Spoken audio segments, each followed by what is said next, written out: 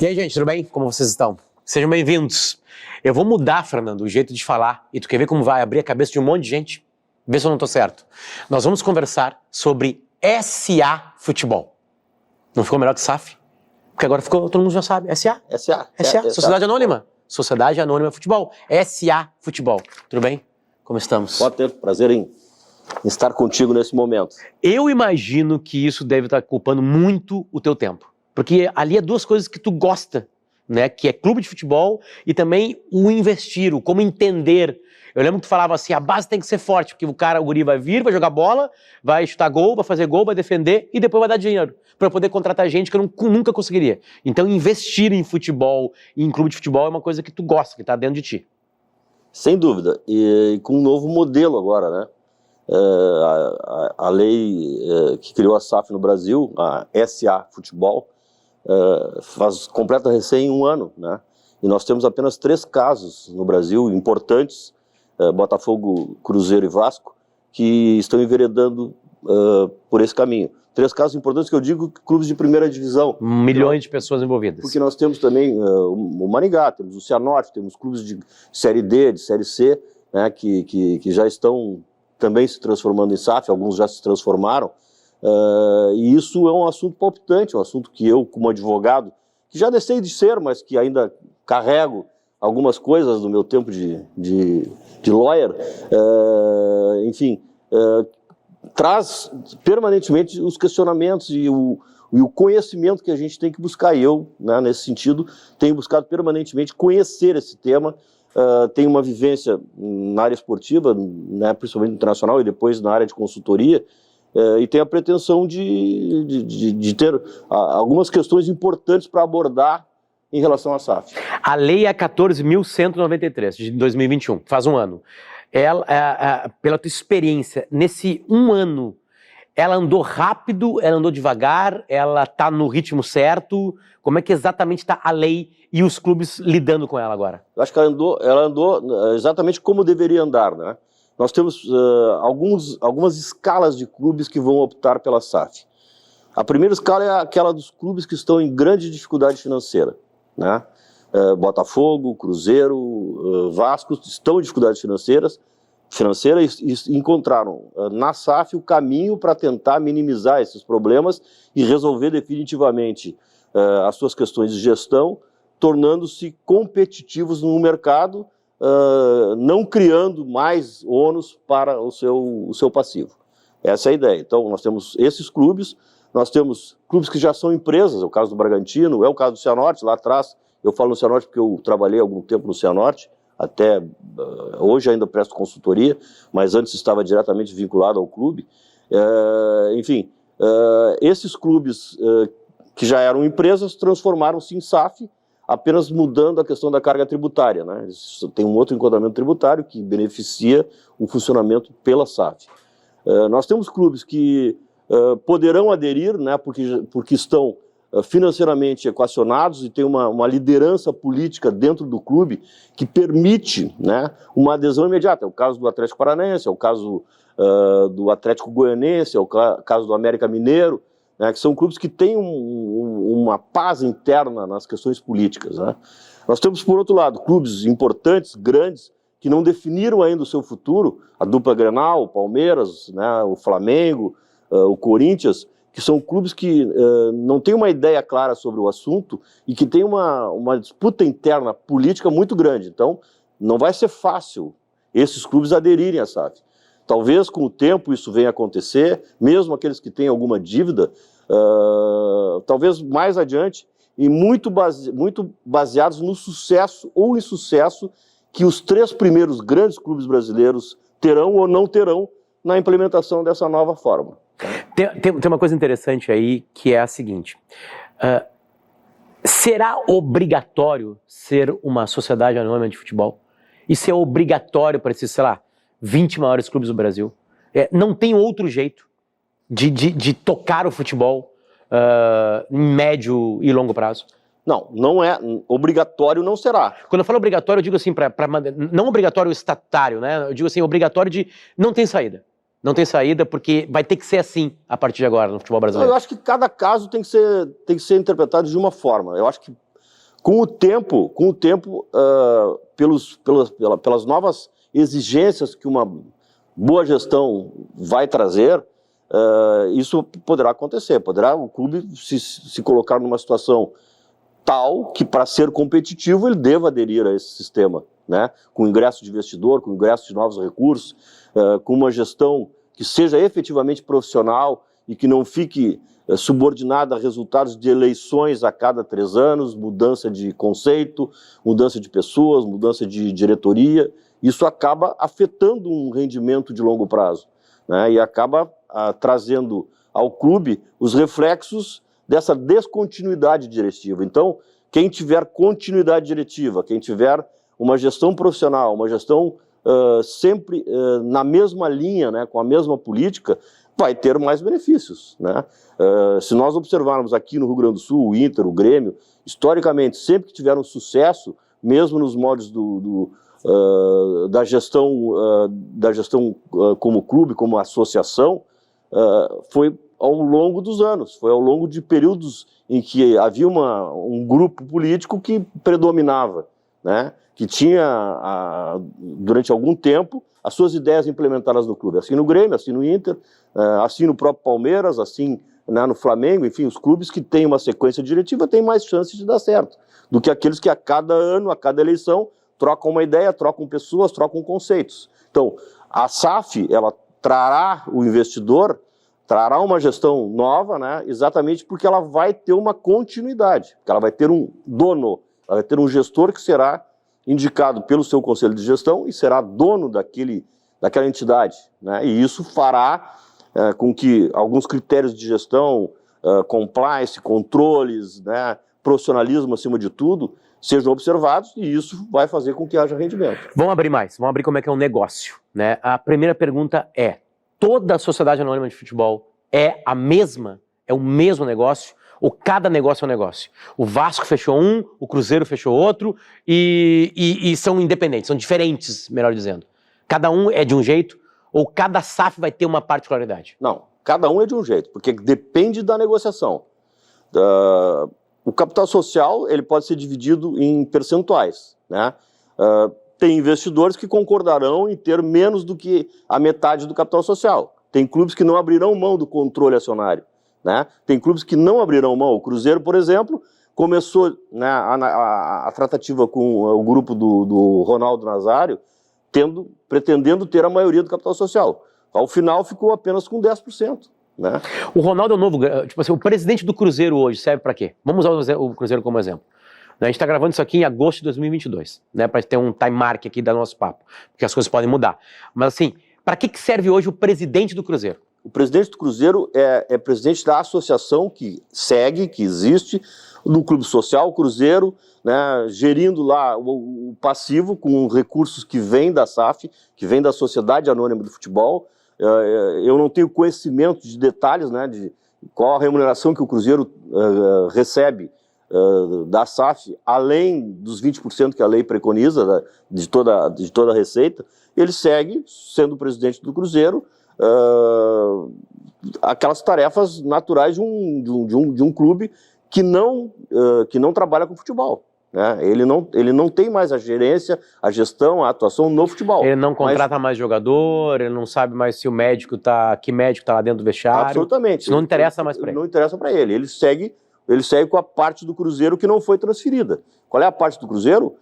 Esportes olímpicos, tênis se tem, né? Não tem mais, vamos dizer, basquete, que até o Cruzeiro em determinado momento foi vôlei, muito forte, voleibol foi forte. Então ele segue nesses outros braços que a entidade tem. Né? E quem efetivamente comanda a SAF é o Ronaldo com seus pares, né? Com as pessoas que ele indicou. Ele tem um conselho de gestão. Agora, cada clube pode definir a sua forma de funcionamento. Perfeito. Entendeu? Ele pode exigir, por exemplo, eu quero ter assento no conselho de gestão, eu quero 2 cadeiras no conselho de gestão. Então, mesmo que ele tenha uma participação no capital social inferior ao do investidor, ele pode ter gente dele que represente o clube para opinar, para tomar decisões. É claro que vai depender da negociação. Por exemplo, o patrimônio do Cruzeiro, aquele que diz respeito ao futebol, centro de treinamento, Toca da Raposa, existe uma regra, que eu não sei qual é, porque não veio à tona, de utilização. É aluguel, é empréstimo, é comodato, é uma cessão temporária que depois vai redundar em receita, enfim, cada contrato pode ser feito da maneira que for ajustada, né? Os clubes, com seus representantes, depois talvez a gente tenha tempo de abordar o que eu julgo que seja adequado os dirigentes estatutários levarem em conta na hora, né, de sentar com o investidor para fazer essa negociação, mas cada contrato pode ser feito da maneira que for ajustado. É um negócio, e esse negócio pode ser abordado e pode ser ventilado da melhor maneira para o clube. Tem clubes que, como o caso do Cruzeiro, que foi premido por uma situação e teve que fazer a operação às carreiras, né, e até os valores não foram significativos em termos de comprometimento por parte do investidor. É vida real, né? O cara tá muito endividado, qualquer ajuda é vida real, sobrevivência, né? Exatamente, é vida real. Só que o que eu vejo hoje é que alguns dirigentes não se prepararam para enfrentar esse tipo de situação. Essa é a minha próxima pergunta. Isso que é importante enfatizar, a preparação dos dirigentes estatutários para enfrentar essa negociação, que é uma negociação muito dura. Dirigentes estatutários são aqueles que o sócio vai lá e escolhe numa eleição. Exatamente. É o presidente. Nós vivemos hoje um regime associativo e passaremos para o regime corporativo, certo? O regime corporativo é a SAF, como uma empresa que temos várias no país. E o associativo é onde os dirigentes são voluntários, são dirigentes estatutários e, portanto, voluntários, não têm remuneração, ao passo que no corporativo é uma empresa que remunera os seus dirigentes, as pessoas que vão trabalhar. Vamos lá, vamos primeiro olhar só para o clube de futebol, depois a gente olha para o investidor, né? O cara está chegando num grande clube com uma massa consumidora porque ele quer algo, eu imagino que seja dinheiro e felicidade. Certo. Né? Mas vamos primeiro olhar o clube, né? Uma das minhas primeiras perguntas foi, todo clube vai ter que viver isso? Aparentemente sim. Eu lembro que, vamos pegar o futebol do Rio Grande do Sul, por muitos anos o futebol do Inter e do Grêmio foi amador. Né? Tem até uma história real aqui, que existia a Liga da Canela Preta, que era uma liga paralela à liga que o Inter e o Grêmio estavam, e lá eram profissionais. Os jogadores ganhavam dinheiro para isso. Né? E no Inter e do Grêmio não. No Inter e do Grêmio não. Era amor. Jogava amor à camiseta, entre aspas. Né? Beleza, foi uma grande mudança. Opa, chegou o profissionalismo no futebol. Aliás, o Vasco da Gama, que está fazendo uma parceria agora numa sociedade anônima de futebol, foi um dos precursores do Brasil a ser também profissional. Bom, mas eu tô abrindo um parênteses muito grande. A pergunta é a seguinte, já que vai acontecer, o que o clube tem que fazer?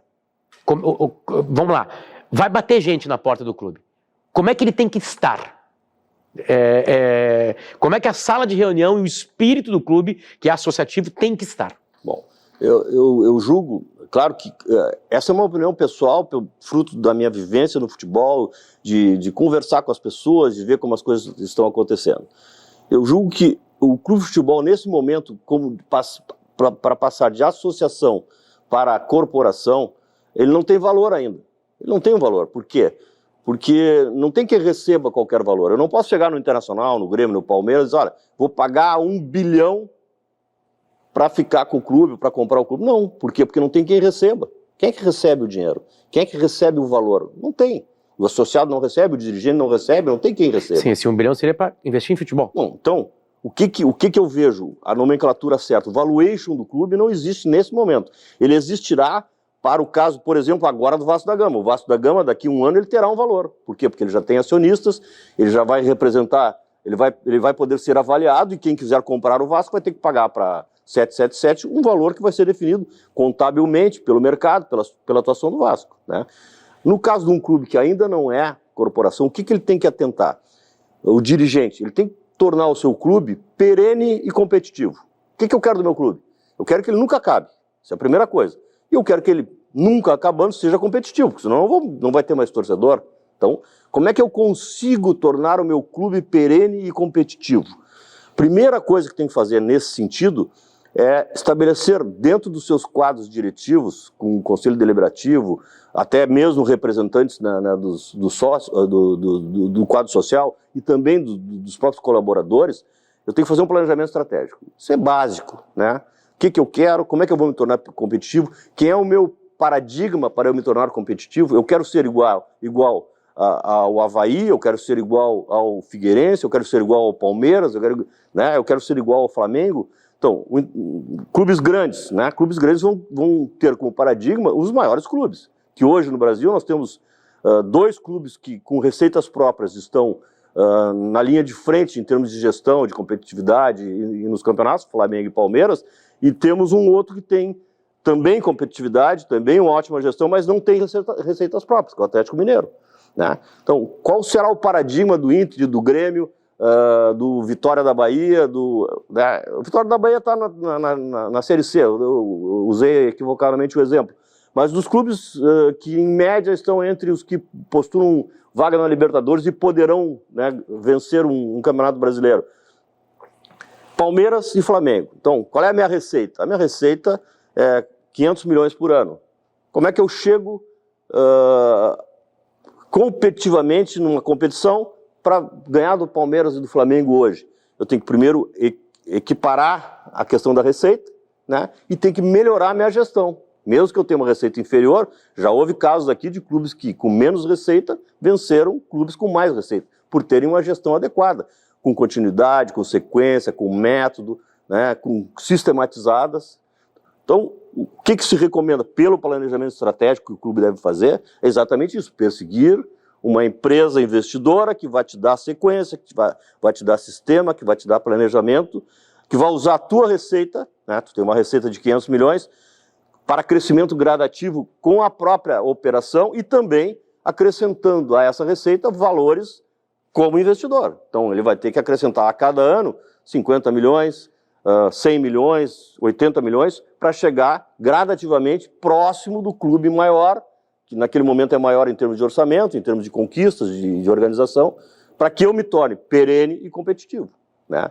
Com essa ação administrativa, fazendo um planejamento estratégico, e ouvindo todas as forças do clube, né? Ouvindo oposição, situação, divergências, convergências, associados, colaboradores, ele já vai afinando o discurso e vai tornando mais fácil que na hora da decisão pelos seus associados, representados pelo Conselho Deliberativo, ele consiga a aprovação daquela ideia. Porque todo mundo participou do formato, né? Então, respondendo objetivamente a tua pergunta, o que deve fazer o diretor estatutário hoje, os dirigentes estatutários, o que devem fazer? Planejamento estratégico para um plano de negócio que torne o clube perene e competitivo. Essa é a ideia. Os clubes vão buscar investidores ou os investidores estão loucos para adentrar nos grandes clubes brasileiros? Vai ter fila de empresas querendo querendo se tornar sócia, querendo se tornar participante do futebol dos grandes clubes brasileiros? Nós temos o mercado, né? Assim, as informações que nós temos é de que tem um recurso importante no mercado observando, né? Observando, nós temos clubes de fora, por exemplo, o Grupo City. O Grupo City está negociando com o Bahia bem adiantadamente a negociação, né? Está próximo de fechar. O Grupo City é o maior exemplo, já tem 5 ou 6 clubes em várias partes do mundo, né, que estão sendo geridas com o sistema City. Nós temos o mercado de fundos também com um olhar bem próximo de investir em clubes de futebol. Eu tenho conhecimento de alguns fundos aí que estão olhando, né, que estão olhando para esse mercado, mas ninguém ainda com o apetite necessário, porque tem alguma desconfiança de como funcionaria. Exatamente como um investidor de fora olhando para o Brasil. Exatamente. Ele desconfia. Alguma desconfiança. Por enquanto é uma desconfiança. Exatamente. O que eu vejo, né, esses dias eu tive contato com um clube de futebol, nós do Fute Club tivemos, né, um contato com um clube de futebol, é que não pensem os dirigentes estatutários que o investidor vai trazer o dinheiro para o clube para o dirigente estatutário gastar. Ele vai trazer o dinheiro para que ele seja o gestor daquele recurso. E claro que o dirigente estatutário terá que criar amarras e garantias de que aquele investimento vai ser bem feito e que o clube, como eu disse antes, se tornará perene e competitivo. Mas quem vai gerir, quem vai movimentar, quem vai atuar efetivamente na linha de frente da operação são os investidores. Eles não vão dar o dinheiro para os dirigentes amadores, no caso. Dificilmente isso acontecerá.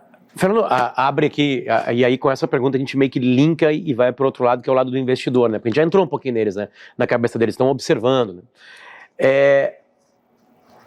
Deixa eu falar de RH, tá? De pessoas. Um dirigente de futebol, ele pode entender de futebol ou não. Né? O que faz um time ganhar é um entendimento de futebol. É quem vai contratar, como vai contratar.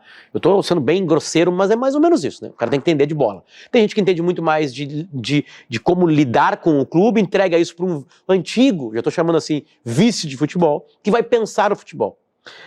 O mercado brasileiro tem tanta gente assim que entende futebol, porque o investidor pode ser a mesma coisa. Ele tem a grana, ele está vendo num clube de futebol uma potencialidade de ali investir e recuperar a grana ou ganhar mais dinheiro, mas ele tem quem entenda de futebol, porque o futebol ele é lógico, mas não é tão lógico assim. Né? Porque no final do brasileiro, faz de conta que temos 20 SAFs no Brasil, todas elas organizadas, vai ganhar um. Os outros 19 são perdedores. É um que vai ganhar o Campeonato Brasileiro. Imagina um mundo de SAFs. Todo mundo é sociedade anônima de futebol. Todo mundo está organizado, todo mundo está trabalhando, tem um monte de gente lá. O Brasil tem esse profissional, ele tem essa gente que entende de futebol para chegar e pegar uma grana de alguém, né, que investiu num clube e vai manejar, vai contratar certo, vai buscar. Como é que está essa parte de observação, de entendimento do futebol puro para entrar nesses clubes junto com os investidores? Mas o investidor, quando ele chega no clube, ele tem algumas providências, né, para tomar. A primeira é a questão contábil, a questão de balanço, a questão de patrimônio, a questão das obrigações, né? Ele nem foi pro gramado ainda. Ele nem foi pro gramado, isso é a primeira coisa. Ele tem clubes com 700 milhões de dívida, com 500... A gente vai entrar nas dívidas daqui a pouquinho. Então, ele tem que primeiro analisar isso, né? Como é que ele vai ter o retorno do capital que ele vai investir naquela operação. Isso é a primeira coisa. Para o lado, né, da prática efetiva, né, para o lado técnico, ele tem que contratar pessoas que conheçam o lado técnico, né? Tá. Ele tem que analisar, por exemplo, os equipamentos que esse clube tem. Quais são os equipamentos que ele tem? Campo de treinamento, categoria de base, como funciona, como é que é a iniciação, qual é a metodologia de trabalho. Ele tem que ter pessoas que conheçam esse métier para que a sua operação, ele vai ter também o seu plano, ele vai ter um plano de negócio. Como é que ele vai trazer os dividendos para aquele investimento? Sendo competitivo, ganhando competições e ganhando cotas de televisão, ganhando premiação pelas participações efetivas e vencedoras nas competições, ou ele vai ser a venda de jogador, vai ser o marketing, né, com o associado, com venda de produtos.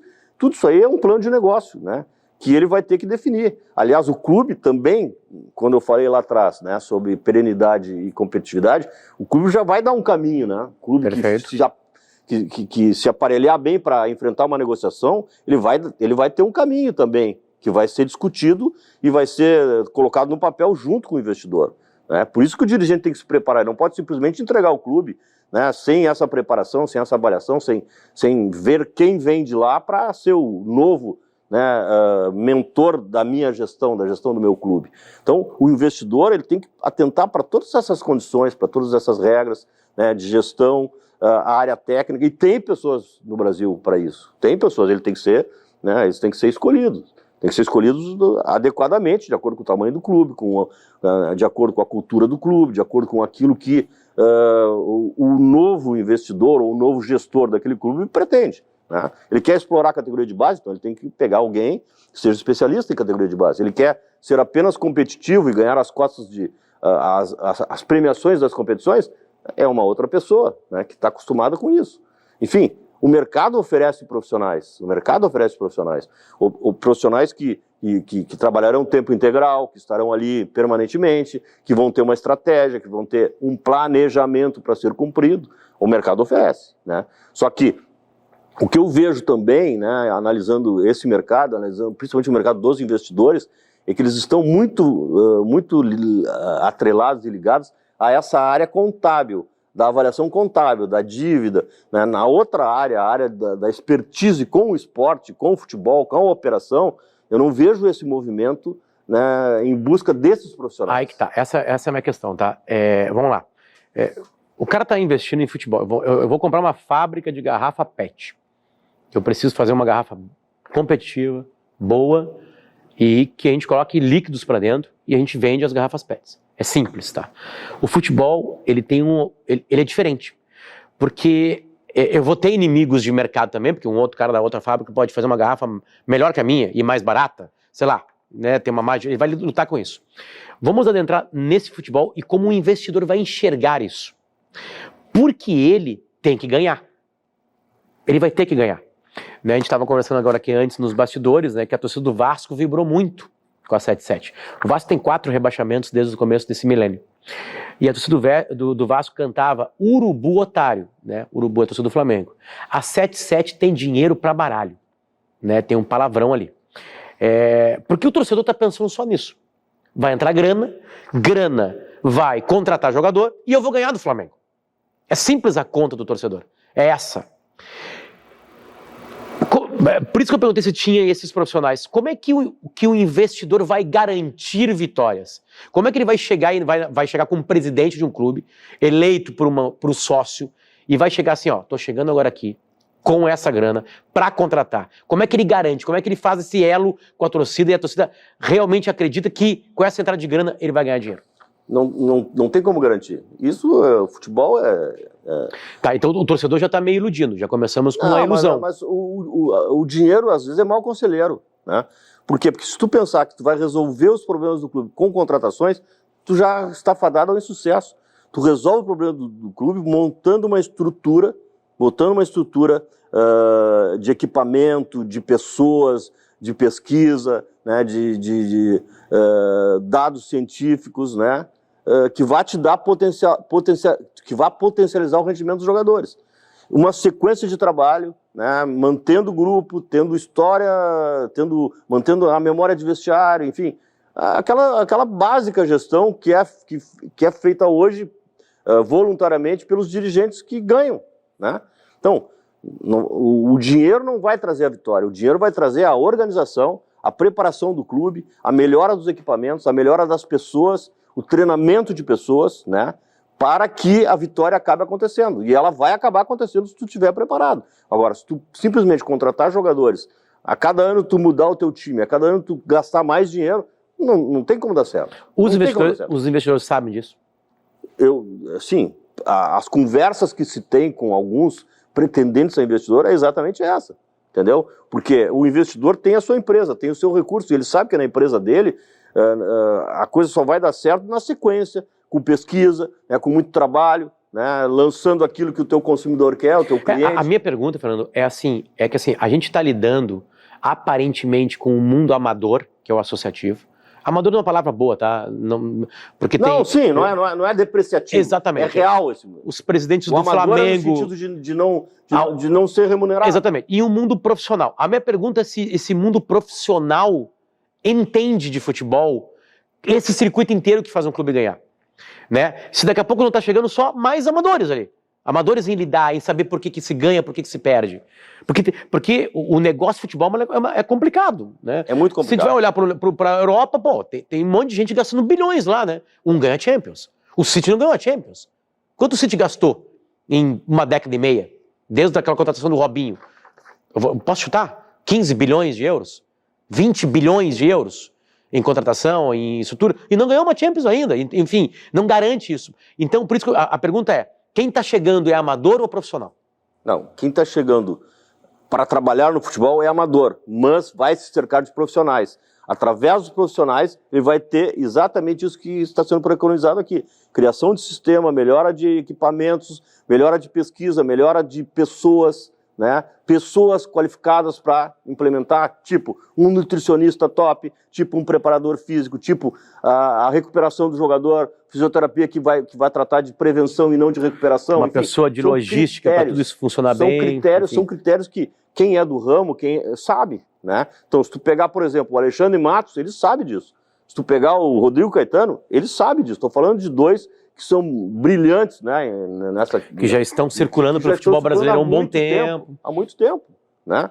Então, aí tu vai ter lá um coordenador de performance, aí tu vai ter lá um supervisor de logística, tu vai ver qual é a melhor logística. Às vezes, com o recurso que tu ganha da televisão para pagar as tuas passagens, tu pode fretar um voo, né? Uma das primeiras coisas que tem que ser avaliadas é exatamente a logística. Como é que eu posso enfrentar o Campeonato Brasileiro, que tem 75 jogos por ano, viajando de Fortaleza a Porto Alegre, de Porto Alegre a Goiás, de Goiás a Fortaleza, enfim. Eu já dei ideia do Inter e o Grêmio comprarem um avião e ficaram debochando de mim. E já começou a chegar umas informações para mim que eu tenho razão. Não, se tu vê os dois... Comprar avião. Os dois principais clubes do Brasil hoje, em termos de competitividade, Flamengo e Palmeiras, eles estão com voo fretado permanentemente. O Atlético Mineiro, voo fretado. O Inter andou fretando voos, mas também realmente é um valor alto, mas isso passa a ser vamos dizer assim, uma rubrica que deve ser considerada no futuro pela maioria dos clubes. Entendeu? Então, para concluir essa tua pergunta, tem pessoas no mercado que possam ser utilizadas, não há garantia de que o simples fato de ter um investidor vá redundar em vitórias, mas vai redundar em organização, e essa organização redundará certamente em vitórias mais dia, menos dia. Claro que o torcedor não vai ter o seu anseio atendido imediatamente, mas se a empresa que for montada tiver essa clareza para explicar, né, essa sinceridade perante o seu consumidor, certamente o resultado virá, não tem saída. Falamos de investidores e falamos da associação, do clube, né?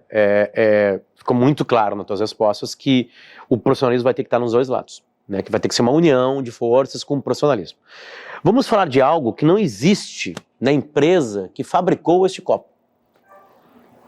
A empresa que fabricou esse copo aqui, ela não tem torcedor, ela não tem paixão. É muito simples, é uma areia que virou isso aqui, o cara formatou e fez esse copo aqui que tem essa água. O torcedor está em duas batidas, pelo que a gente acompanha, tá? Uma é a torcida do Vasco cantando para a torcida do Flamengo, dizendo que a 77 tem muito dinheiro. E a outra é, estão dando o meu clube para pessoas de fora, que não torcem para ele, que querem vir aqui pegar as categorias de base, que vão mudar o distintivo, a cor, a camiseta, que vão sacudir o clube. O clube não vai ser mais meu, vai ser de outros donos que só querem grana. Só vieram aqui pra Tubarão, pegar a grana da gente e azar. Fala com esse torcedor. Bom, primeiro, pela lei, tá, no momento que é formada a SAF, são criadas ações de classe A. Ações de classe A pertencem ao clube, né, onde o direito a voto desse clube em determinadas matérias prevalece mesmo que ele não tenha maioria, certo? Por exemplo, cor, distintivo, nome, local, estádio, onde a sede, né, não pode alterar. Se for formada a SAF no futuro, se ela for vendida, o clube tem que concordar. Se a SAF for transacionada, controle acionado, se o acionário for transferido, o clube tem que estar de acordo. Isso está na lei, não tem migué. O investidor não pode chegar da migué, está ali na lei. Então, a lei garante ao associado, ao fã, ao simpatizante, essa condição. O clube não vai mudar de cor, não vai mudar de nome, não vai mudar a não ser que concorde. Que todo mundo junte concorde. Todo mundo junte concorde. Que é o que pode acontecer hoje. Exato. Bom, no momento em que tu te prepara, como, digo eu, aquilo que eu recomendo, o que eu julgo importante, no momento que tu te prepara, né, para fazer essa operação e buscar perenidade e competitividade, envolvendo todos os segmentos do clube, né, todos os segmentos do clube vão opinar e vão saber o que está acontecendo e vão levar aos seus representados o que foi feito e vão concordar, né, com o que está sendo feito. Ou não, mas aí isso é uma minoria. A maioria terá que concordar para que aquilo aconteça daquela maneira. Então, aí tu já vai ter um consenso, mesmo que com divergência, mas vai ter um consenso que permita aos dirigentes estatutários levar adiante a negociação daquela maneira, né?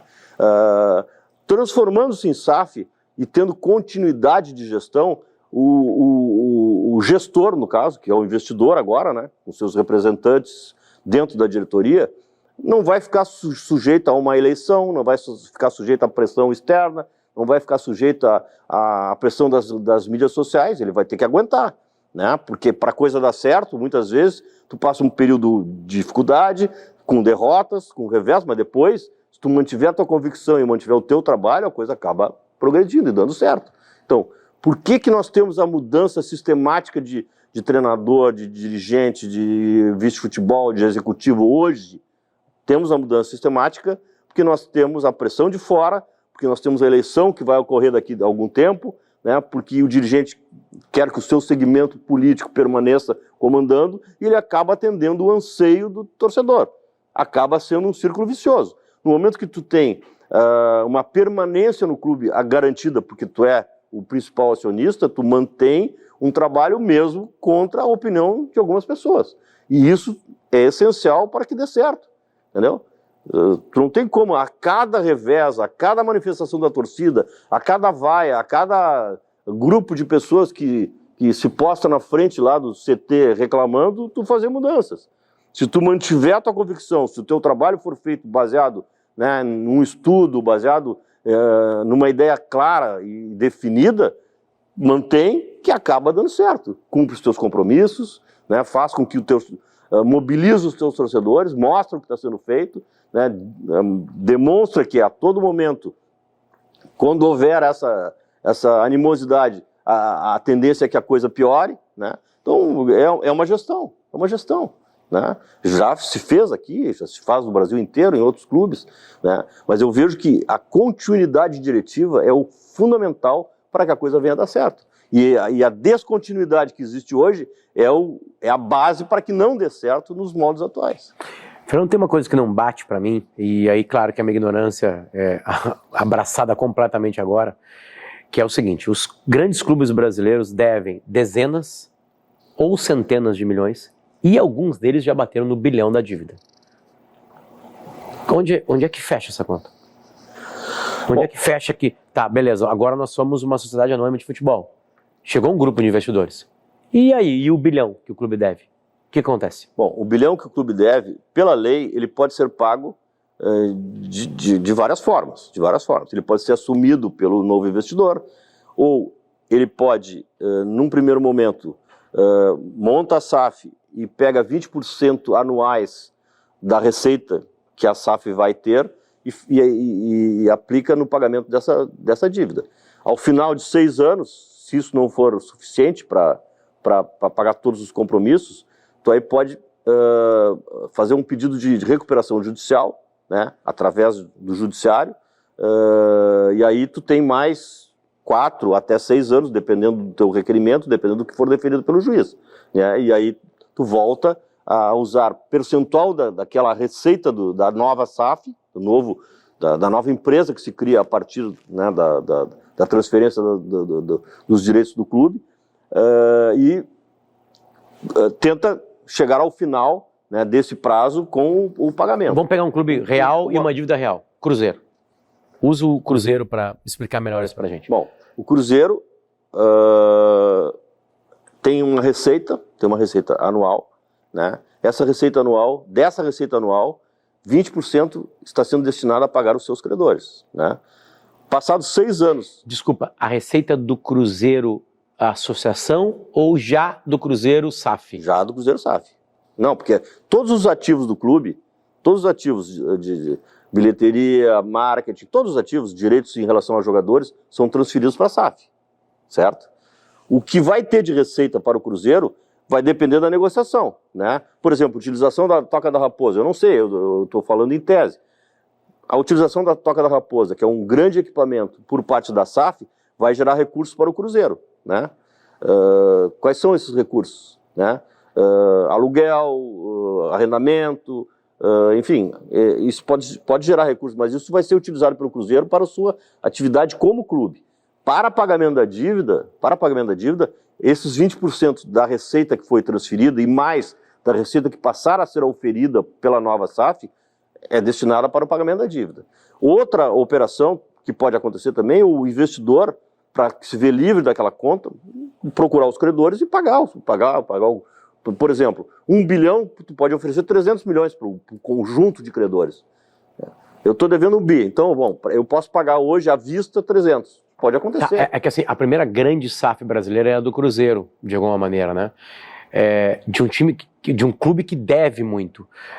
Avança a pergunta se dever muito é um impedimento para investidores chegar. Pode ser, é um impedimento. Ou ao contrário, é melhor ainda, porque há mais desespero ainda. E aí o investidor chega ali com mais poder, digamos assim, podendo botar a mão maior. Como é que fica essa equação? Isso é uma questão de mercado.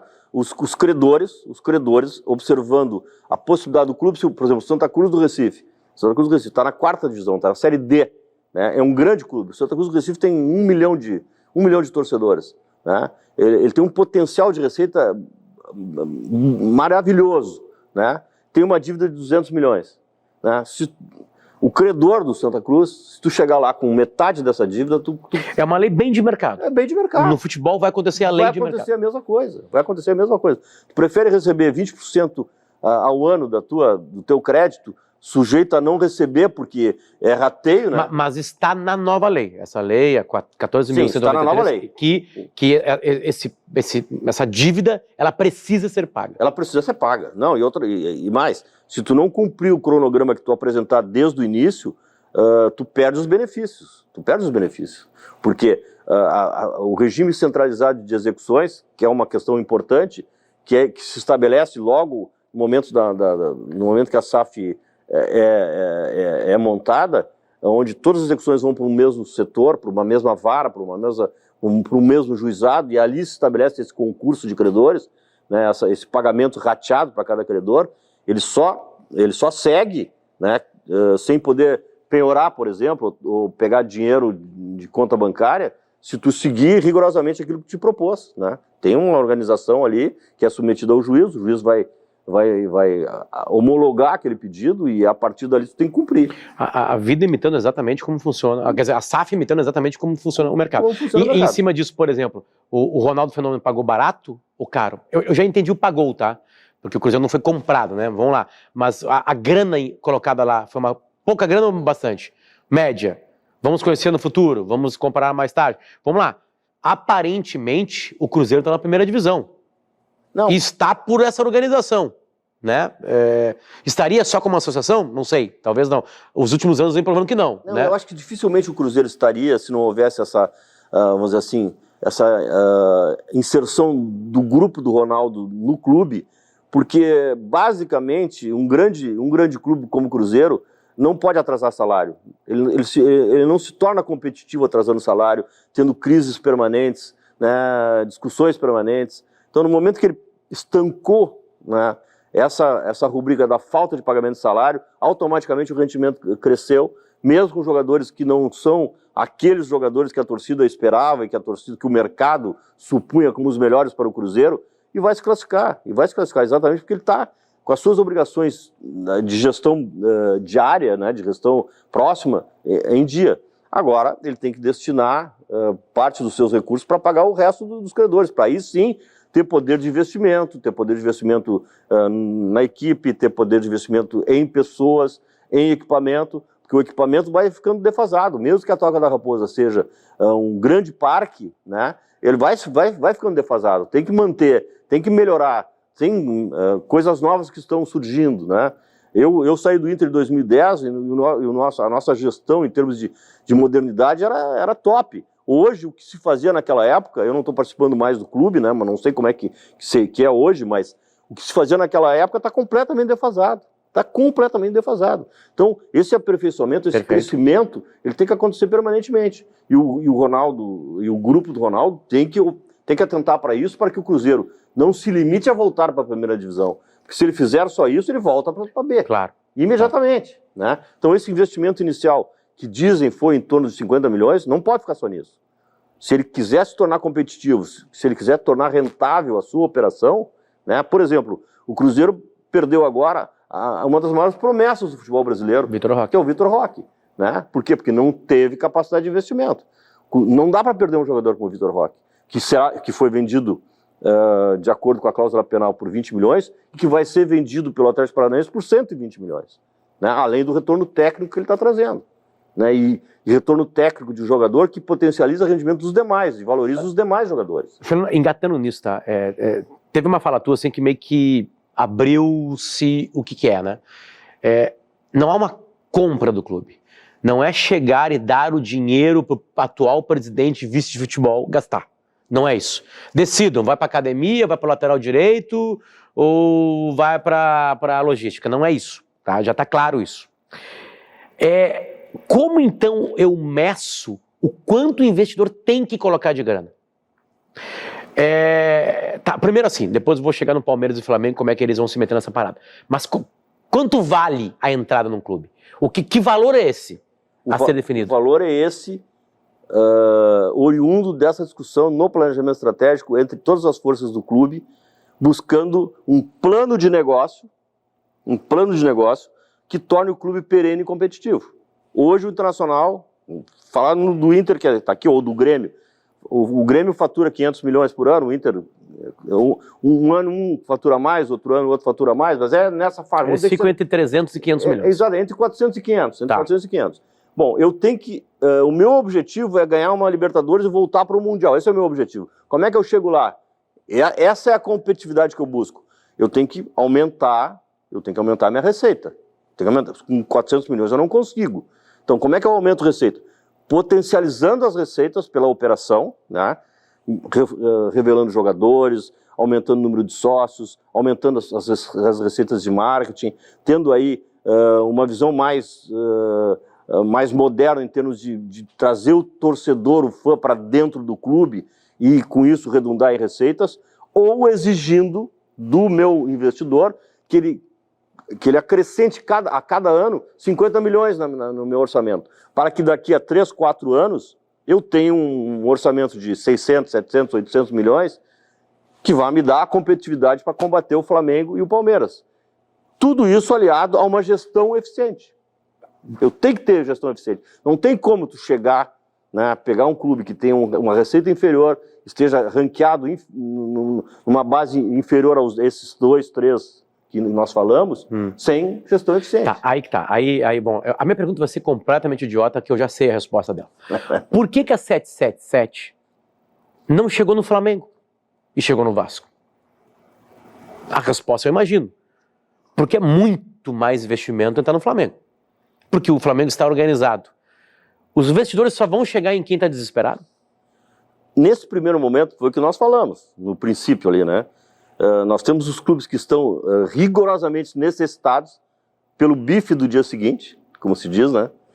Cruzeiro, Botafogo e Vasco. E temos os clubes que têm uma certa estabilidade, e os outros que não têm uma tranquilidade política. É o caso do Inter, do Grêmio, do Palmeiras, que está nos 2 itens, né? Sim. Enfim, então, o Vasco tem 18 milhões de torcedores. Claro que ele tem um tipo de visão, os seus dirigentes, financeira diferente do Flamengo. O Flamengo tem 34 milhões. Então, naturalmente, quem for investir no Flamengo vai ter um ticket muito maior. Mas o Flamengo precisa... Era aí que eu queria chegar. O Flamengo e o Palmeiras precisam de uma SAF? Ou eles vão ficar no cantinho deles como associações antigas, entre aspas, ali lidando do jeito que está funcionando? Porque está funcionando, eles estão ganhando. Como é que os investidores olham para o Flamengo e para o Palmeiras? Vou te dar um exemplo. O Flamengo há 10 anos atrás precisava. Hoje ele não precisa. Mas o Flamengo hoje tem uma política que talvez já esteja no seu limite. Por quê? Porque o Flamengo, isso é uma análise que eu faço de mercado, respeito lá os dirigentes, não quero estar aqui fazendo crítica, estou constatando uma coisa que está acontecendo. O Flamengo hoje está usando muitos jogadores que são comprados a preço de venda, né? E que obstaculizam o surgimento de novos valores. Foi com os novos valores utilizados e vendidos que o Flamengo chegou no saneamento financeiro. Então ele está chegando hoje na sua política. E contratou. E trouxe Bruno Henrique, né, ele trouxe jogadores... Gabigol, Arrascaeta e Everton. Ele trouxe jogadores que, mesmo caros, se aumentaram a sua valorização, né, que é o caso do Gerson, é o caso do Bruno Henrique, não é o caso do Gabigol, talvez seja o caso do Pedro, né, porque poderá ser vendido por um valor superior ao que foi adquirido. Mas o Flamengo, por exemplo, tem 2 jogadores que são mosca branca, Matheus França e Vitor Hugo, que serão vendidos por 15 milhões, 12 milhões, 10 milhões, que poderiam ser vendidos por 50. De euros. De euros. Se fossem titulares. E por que eles não são titulares? Porque tem o Arrascaeta, porque tem o Vidal, né? Que são jogadores que não serão mais vendidos. Então, estou fazendo essa constatação sem ser crítica, vamos deixar bem claro. Sim, sim. Entendeu? Então, o Flamengo hoje não precisa, mas ele poderá precisar no futuro.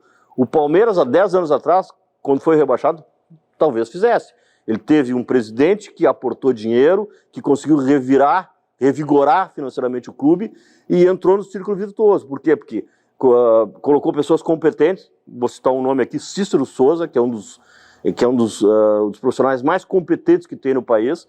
O Cícero fez um link da base com o profissional e hoje o Palmeiras tem 10 jogadores para vender. E tem outros 10 que virão aí que não são conhecidos ainda, né? Então o Palmeiras está saneado financeiramente, tem um ativo importante, né, em jogadores, tem um ativo importante no seu quadro social, os seus equipamentos são os melhores possíveis. Então a situação do Palmeiras é uma situação estável e dificilmente eu acho que o Palmeiras vai fazer nos próximos anos, né?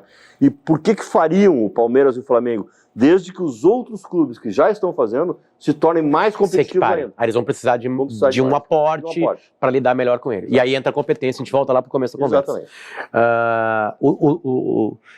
É bom de observar o que tem de diferente disso tudo, Fernando, e tu já lidou com isso, que é o torcedor, né? De como isso entra no imaginário, né? Pelo que tu observa, o torcedor está pegando o que é essa ideia? Não está pegando. Não está pegando. Não está pegando. Não, exatamente pelo canto da torcida do Vasco, há a demonstração de que o torcedor não está pegando. O torcedor pensa que o só fato de ter dinheiro vai trazer vitória, e isso não é uma verdade, né? O fato de se transformar a SAF não quer dizer que vai dar certo, não quer dizer que que a gestão vá passar a ser vencedora, né? Tem que ter um critério, tem que ter um conceito, tem que ter um planejamento, tem que criar sistemas, né? Isso é que tem que ser valorizado. E eu sempre me bato por essa tese, né, da organização, do sistema, do planejamento. É isso que vai fazer o clube ser competitivo. Derramar dinheiro num departamento de futebol, comprando, não dá certo. O próprio Flamengo, que contratou muitos jogadores, contratou adequadamente. Fez contratações pontuais e adequadas com quase 100% de aproveitamento, né? Então tem que ter competência. Sem competência de gerir o futebol, de conhecer o mercado, de conhecer as pessoas, não dá certo. A comparação com o mercado europeu, ela tem uma diferença muito grande, e poucos grandes europeus conseguem ter uma base vencedora. Porque eles têm grana, né? A lei de Bosman transformou os clubes em seleções mundiais, né? Porque não há mais o estrangeiro dentro da Europa, então não há um limite de europeus, né? A gente pega o Chelsea, eu lembro que tem um time no Chelsea que não tinha o inglês, né? E definindo Champions, enfim. Aqui na América do Sul, principalmente, tem uma diferença. A diferença é que nós somos fábricas de jogadores. A Argentina o Uruguai o Brasil o Paraguai o Chile fábricas. A gente joga muito futebol na nossa infância, a gente fabrica craques, né?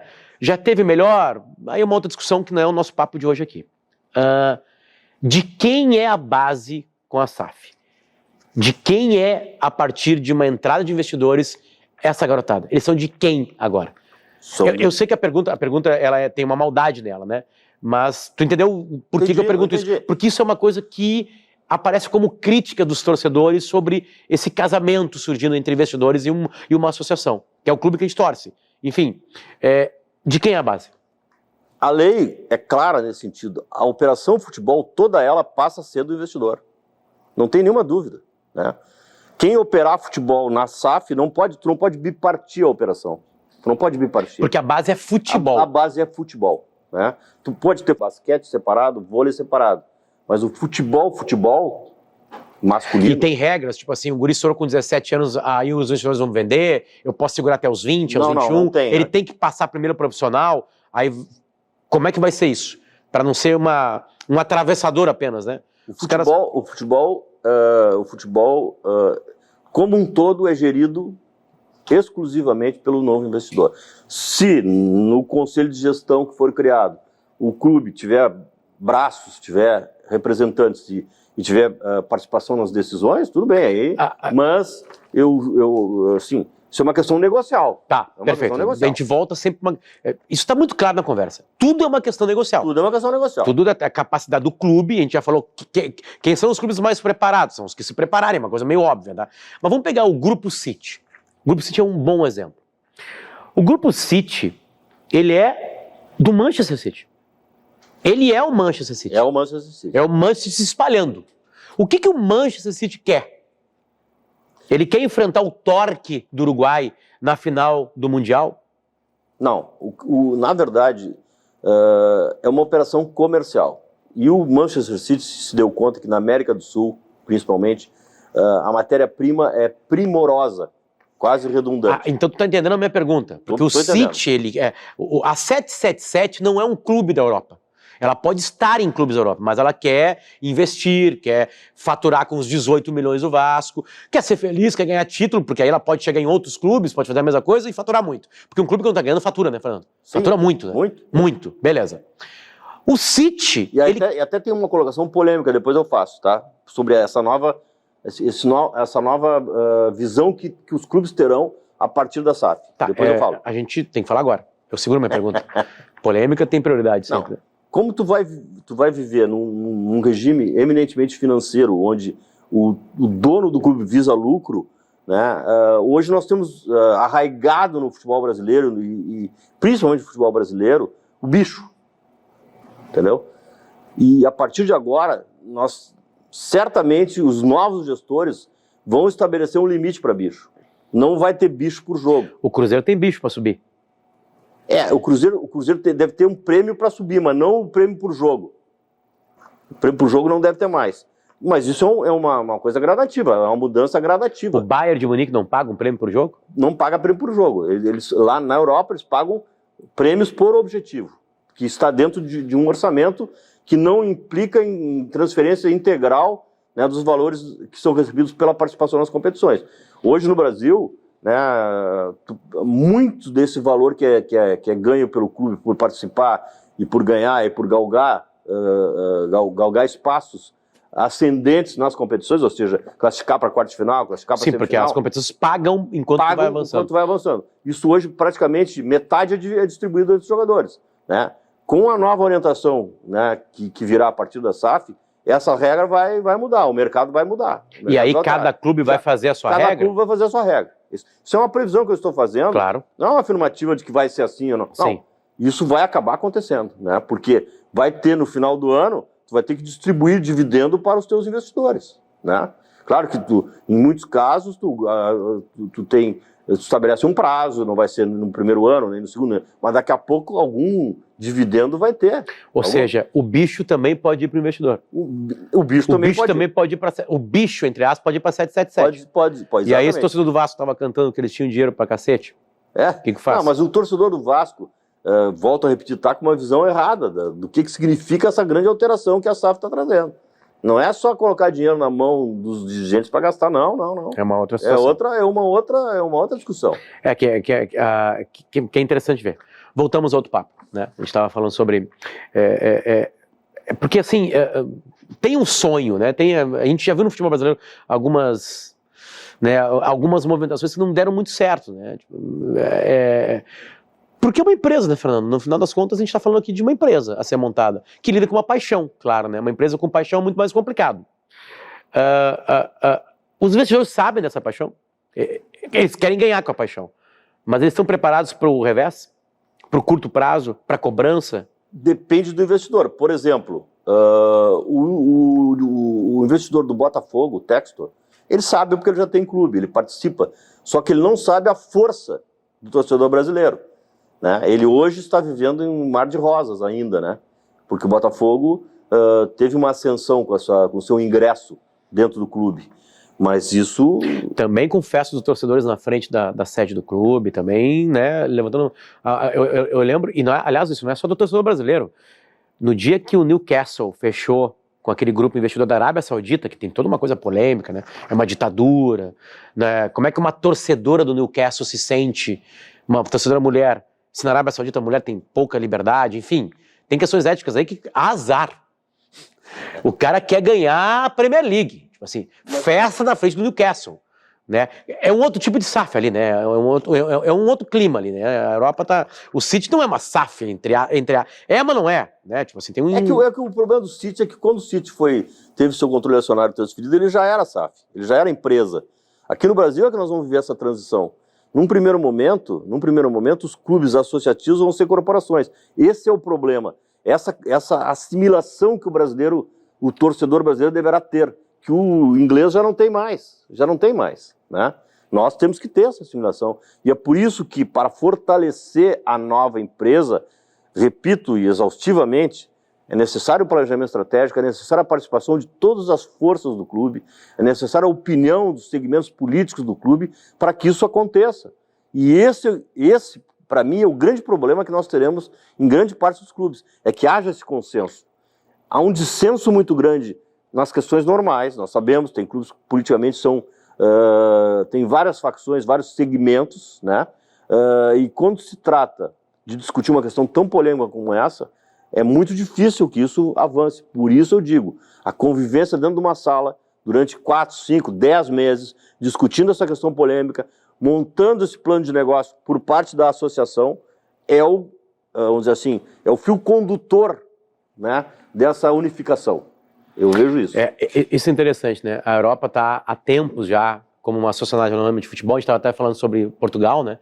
Em Portugal é SAD, né? Porque eles chamam de desporto, né? Desportivo, Sociedade né? Anônima Desportiva. Tem muito clube sendo rebaixado todo ano na Europa, SAF. Sim, sim.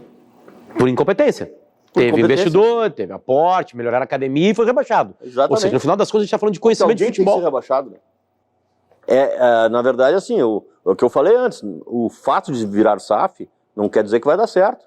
Tem que ter competência, tem que ter gestão eficiente, né? Tanto na potencialização das receitas, como na potencialização de rendimento de profissionais. Não só dos profissionais que vão para dentro do campo, como daqueles da estrutura, que eu vejo como fundamental para que haja uma melhoria, né, na gestão dessas pessoas. Os clubes pagam impostos? As associações pagam impostos? As associações não pagam impostos, né? E as SAFs? As SAFs passarão a pagar impostos, né? Nos primeiros 5 anos elas pagarão 5% de todas as receitas, com exceção da venda de jogadores. E a partir do 6º ano, 4%, inclusive com as receitas decorrentes da venda de jogadores. O que temos hoje de diferente das empresas, dos clubes que já são empresas? Hoje a carga tributária eu não sou especialista na área, mas tenho uma ideia, é em torno de 6% a 8%. De 6% a 8% os clubes pagam hoje, né? Por todas as receitas, inclusive venda de jogadores. Nesse período de início da legislação que criou a SAF no Brasil, os primeiros 5 anos serão 5% sem incidência sobre a receita de venda de atletas, e depois 4% sobre todas as receitas. Está escrito Fute Hub ali, né? É um hub que discute futebol, não só dentro do campo, mas fora do campo também. E tem curso executivo. Exatamente, e eu estou conversando aqui com o Fernando Carvalho. Tem curso de futática que tu participou. Exatamente, né? Que eu dei aula, aliás, né, de futebol, né? Eu estou me especializando em ser ignorante, é uma coisa engraçada, né? Eu participo de tudo que eu sou ignorante. Né? Moda, não sei nada, mas eu estou lá falando sobre moda. Né? Futebol, não sei nada, mas eu estou lá falando 3 horas por dia de futebol. Isso é modéstia tua, né? Futebol tu já tá... Não, eu sou um curioso, na verdade. Onde entra o Fute Hub e o Fernando Carvalho nisso? Porque é uma paixão tua, Fernando, porque é uma coisa estranha, porque a gente agora recuperou uma outra paixão tua, que é a paixão pela lei, pelo negócio, pela essa coisa toda, tu tá por dentro disso, né? Onde que vocês entram nisso tudo? O Fute Hub tem um braço consultoria, né? Que buscará nesse mercado novo que se abriu no Brasil, de consultoria e de implementação desse novo sistema de clubes, o clube através, né, transformando-se em empresa. Nós temos esse braço de consultoria para investidores, né, principalmente na área técnica. Nós temos pessoas que são abalizadas Alguém quer colocar o dinheiro num clube e aí, mas a gente precisa saber mais, a gente precisa de alguém que nos ajude a montar isso. Chama vocês, então, um investidor. Nós temos lá esse braço de consultoria para investidor. Estruturação da base, como seria a base? Iniciação, metodologia, captação, transição. Nós temos todos esses conceitos. Por exemplo, vou te dar um exemplo aqui. Hoje, né, um conceito que nós adquirimos, que eu não tinha no meu tempo de dirigente do Inter, né, a iniciação no futebol hoje tem que ser através do futebol de salão. Até 13, 14 anos, o futebol de salão é a melhor forma de iniciar o crescimento e a preparação de um jovem. Está falando com um pivô, artilheiro de estadual. Por quê? Porque o futebol hoje está cada vez mais sendo disputado em pequenos espaços. Cada vez mais o futebol encolheu. Cada vez mais tu tem que ter decisão rápida. Tem que resolver no parquê. Exatamente. Cada vez mais tu tem que ter jogador intenso.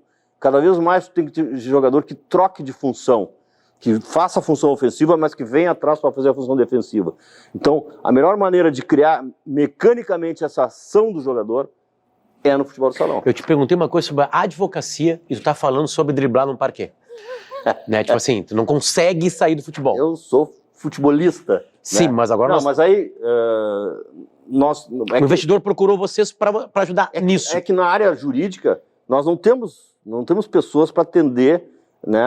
Claro, podemos até indicar, mas não dentro do FootHub. Né? Nós não temos pessoas para atender na área jurídica, porque o primeiro passo é ter um advogado, ter um consultor jurídico, alguém que conheça a legislação, principalmente societária, para montar essa estrutura. Perfeito. Entendeu? Que não é o nosso caso. Sim, nós trabalhamos na área técnica. Nós trabalhamos em favor do clube no monitoramento desse planejamento estratégico que ele deve fazer junto com os seus conselheiros e associados, para chegar num plano de negócio que torne o clube perene e competitivo. Isso a gente faz para o clube. Estaremos juntos do clube desde que sejamos Ou seja, vocês podem ajudar o clube a montar uma SAF ou o investidor a chegar num clube para montar a SAF. Montar a SAF, exatamente. Esse é o nosso papel como consultoria. Né? E o FootHub, que tem hoje cursos para executivo, cursos para treinador, né? Em alguns momentos, não permanente, mas em alguns momentos, curso de gestão, nós temos também esse novo braço, que é o braço da consultoria, para esse novo momento que o futebol brasileiro está nos trazendo de transformação dos clubes em empresas. O número da lei é 14.193. Ela, no momento dessa gravação, está completando quase, ou está completando 2 anos. Está completando um ano de vida, né? Ela tem o /21 nela ali, e ela é Sociedade Anônima de Futebol, como eu disse no comecinho, eu acho que diz tudo. Fernando, incrivelmente, nós conversamos sobre 25 temas aqui, e para mim foi muito interessante tirar a paixão do tema. Né? É incrível como o futebol ele existe e nos apaixona por isso. Né? Mas a gente está lidando com uma coisa que não é exatamente só paixão. Né? E acho que é interessante a gente ver que vai ter que ter ainda muita competência do presidente e dos seus companheiros de clube e também dos investidores, né? De como esse aporte vai se espalhar pelo clube para fazer dele aquilo que todo mundo quer vencer. Porque só ganha dinheiro num clube vencendo. Eu não conheço ninguém que vai para a 4ª divisão ganhar dinheiro. É natural que o retorno financeiro do investidor venha ou advenha da competitividade da equipe. Não precisa ganhar todos os títulos a todo momento, mas tem que ser competitivo, tem que participar para valorizar os seus ativos. E os seus ativos são não só jogadores que são formados no clube, que são utilizados, ou aqueles mesmo que são comprados e são utilizados nas suas equipes principais, como também os ativos de marketing. Receita social, receita da venda de produtos, outros ativos que surjam, né, ao longo do caminho. Hoje temos temos a inovação aí para nos trazer novos caminhos, né? E o clube bem dirigido, competitivo, que chega em decisão, ele vai trazer retorno para quem for investidor. E é exatamente isso que nós apregoamos aqui no FootHub, né? O dirigente estatutário que está saindo de cena com a lei, ele está saindo de cena, ele tem que ter a cautela, a competência e tem que compartilhar uma decisão que será extremamente importante para a vida do clube, fazendo exatamente isso que a gente apregou. Essa é uma posição pessoal minha e de conversa com outras pessoas que estão trabalhando nesse tema. Essa questão da competitividade, da perenidade, eu vejo como fundamental. É a questão que deve ser perseguida pelo dirigente estatutário, né? Para que o plano de negócio seja feito pelo envolvimento de todas as cabeças pensantes do clube, para que não reste uma minoria, né, que seja, vamos dizer assim, que a decisão não seja tomada por uma minoria, né, que ela seja tomada pelo consenso do clube, mesmo que haja divergência, e isso haverá, porque o Brasil não tem como não ter a divergência. Divergência, mas com a maioria prevalecendo. É isso que nós apregoamos aqui. Eu que voto para escolher presidente, meu voto também vai ser diminuído, já que o presidente do clube vai ter um papel, né, mais dividido, vai ter um protagonismo dividido, digamos assim? Você vai continuar tendo o teu voto para o presidente do clube, que vai gerir o clube que não é mais o futebol. Sim, então o que eu vou cobrar do presidente que eu voto é uma competência para entender esse novo modelo. Para entender esse novo modelo. E para gerir o novo modelo, principalmente. Gerir essa relação. Perfeito. Né? preconizando o melhor negócio possível para o clube, a fim de torná-lo perene e competitivo. Obrigado pela aula. Muito repetido essa palavra. Foi bonito. Isso aí. Valeu, gente. Estamos no novo mundo. Seja bem-vindo.